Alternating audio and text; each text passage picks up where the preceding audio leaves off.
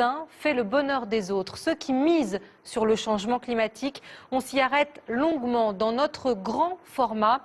Assurance catastrophe, spéculation sur la température, le business du climat explose. Reportage et démonstration, Sandrine Fedel, Gaël Andols. C'est la période des semis. Philippe Delair est un céréalier bourguignon.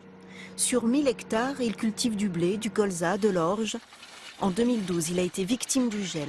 En 2014, il a vécu un gros épisode pluvieux. Les blés ont germé trop tôt. Cette année, la sécheresse s'est abattue sur son exploitation. En 3 ans, il a perdu près de 150 000 €, sans parler des prix de vente. Mais c'est les prix qui tiennent plus cette année. Cette année, on est à 140 € tonne en blé, on est à 260 € tonne en colza. D'habitude ? D'habitude, il y a 2 ans, on était à 200 et 400 €. Donc la perte est là. Donc malheureusement, dans notre météo, on ne tient rien. Ni la météo aujourd'hui, ni les prix. Cet agriculteur est loin d'être la seule victime de la météo. Des secteurs économiques entiers en dépendent. Une dépendance mise en équation et calculée très précisément. On a observé historiquement une corrélation très forte entre le volume de bière consommée et la température, en particulier dans le sud de l'Europe.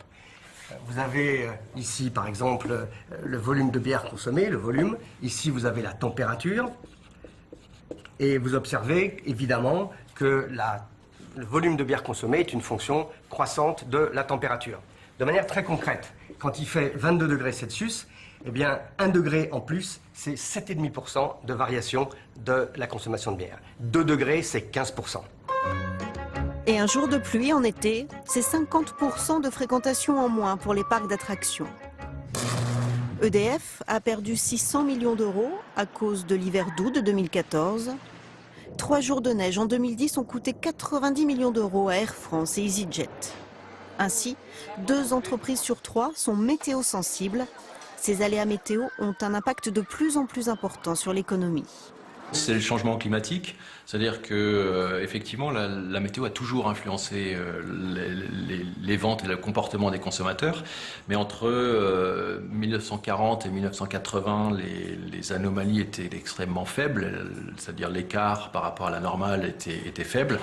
Depuis le milieu des années 80, ce qu'on observe, c'est que cet écart a plus que doublé.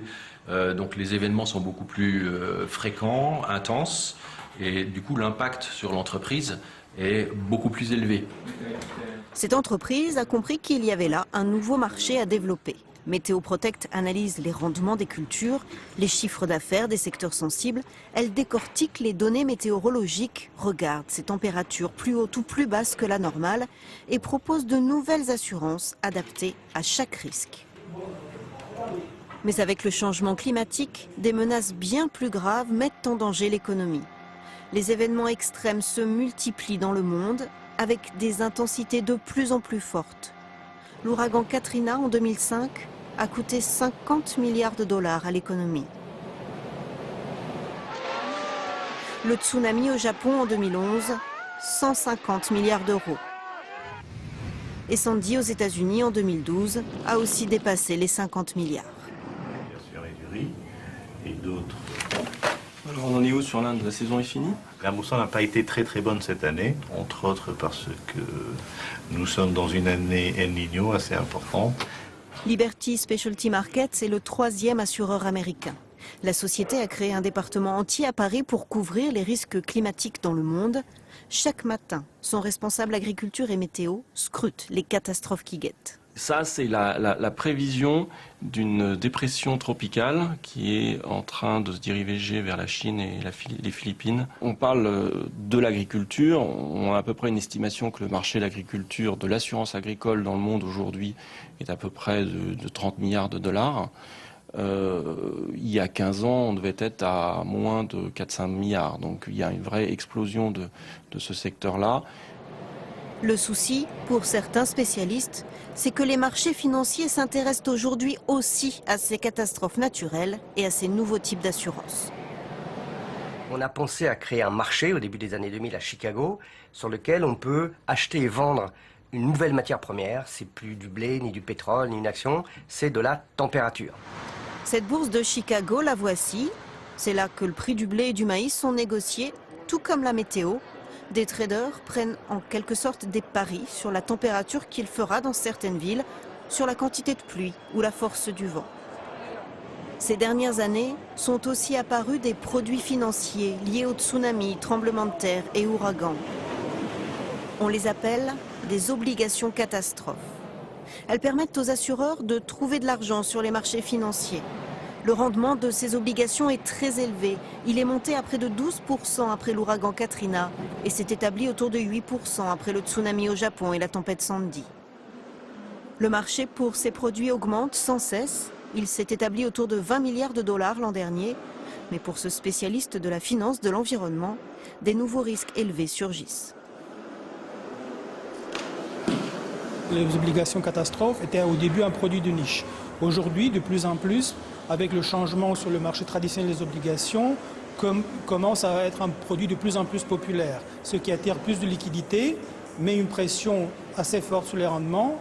Et nous pouvons avoir des acteurs qui traditionnellement n'étaient pas intéressés à ce marché, comme les fonds d'investissement, les gestionnaires d'actifs, qui commencent à placer de l'argent sur les obligations catastrophes.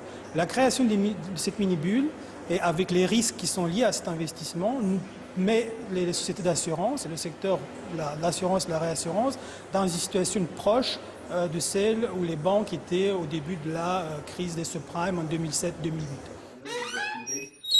Très loin des marchés financiers, l'agriculteur Philippe Delair a rendez-vous avec son assureur. Grâce à la nouvelle assurance qu'il a contractée cette année, il a déjà réussi à réduire ses pertes liées à la sécheresse. Donc tu peux assurer l'aléa que tu veux, c'est-à-dire le manque d'eau, l'excès d'eau, l'échaudage, sur une période que tu détermines. Aujourd'hui, malheureusement, avec les aléas climatiques, on est obligé de parler d'assurance, on est obligé de... Sinon, on serait, pour notre société, on risque un dépôt de bilan ou avoir des gros problèmes de trésorerie. Malheureusement, on spécule, on est dans un monde spéculatif, on est dans la mondialisation au niveau de nos prix. C'est vrai, hein, il y a une spéculation sur la météo. C'est bien là tout le paradoxe. D'un côté, un agriculteur qui subit financièrement la météo. De l'autre, un marché mondial qui prospère sur le changement climatique. Football.